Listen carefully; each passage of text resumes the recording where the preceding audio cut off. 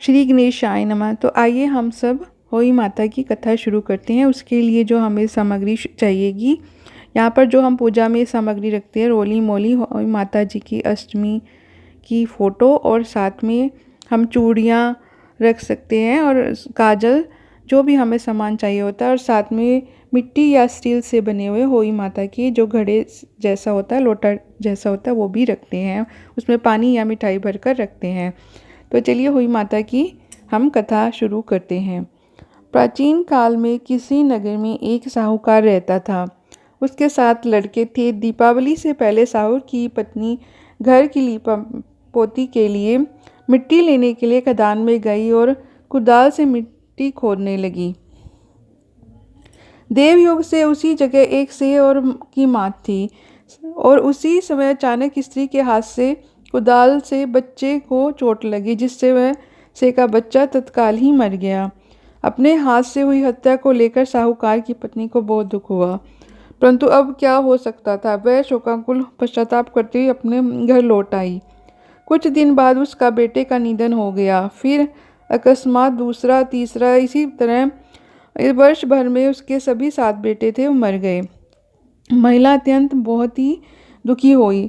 एक दिन उसने अपने पास में जो पड़ोस में एक महिला रहती थी, उसे विलाप करते हुए बताया कि उसने जानबूझकर कभी कोई अपराध नहीं किया, कोई पाप नहीं किया। हाँ, एक बार खदान से मिट्टी खोदते हुए अनजाने में ही उसके हाथों से एक सेह के बच्चे को हत्या अवश्य हुई है। उसके बाद से ही उसके 7 बेटों की मृत्यु हो गई है।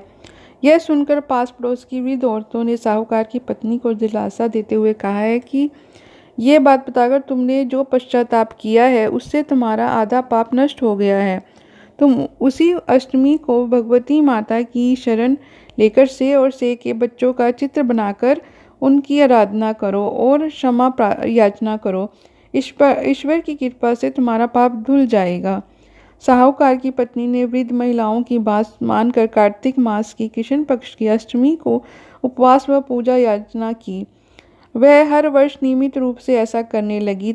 इसके बाद उससे 7 पुत्रों रत्नों की प्राप्ति हुई। तभी से होई व्रत की परंपरा प्रचलित हो गई। इस प्रकार जो भी होई माता का जो व्रत रखता है, उसके संतान के सभी कष्ट दुख दूर हो जाते हैं। संतान दीर्घायु होती है।